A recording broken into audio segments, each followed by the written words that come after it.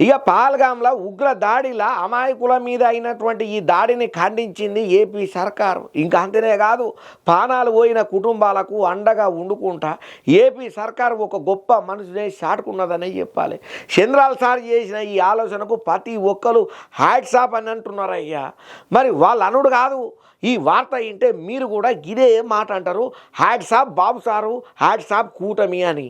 ఏదేమైనా చెయ్యాలనే మనసు ఉండాలే కానీ ఏది కూడా కాదు అతీతం అన్నట్టు ఏపీ సర్కారు మాత్రం ప్రతి ఒక్క పనుల మంచితనంలల్లా ముందుంటుందని మళ్ళొక్కపారి నిరూపణ చేసింది. ఎవరో వాళ్లకు చెప్పలేదు, వాళ్ళంతలా వాళ్ళే ఒక అడుగు ముందరకేసి ఒక గొప్ప కార్యానికి పూనుకున్నారు.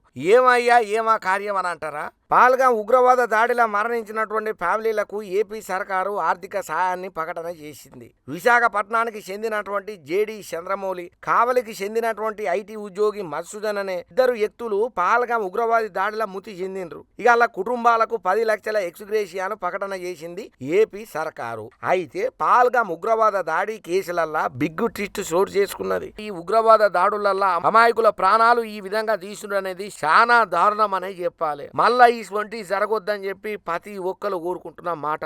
ఏదేమైనా ఇటువంటి మంచి ఆలోచన చేసినటువంటి ఏపీ సర్కారుకు ఎన్ని శనార్థులు పెట్టినా తక్కువనే అని చెప్పి ప్రతి ఒక్కరు తారీఫ్ చేయబట్టిండ్రు చంద్రాల సార్ తీసుకున్నటువంటి ఈ నిర్ణయానికి గాను.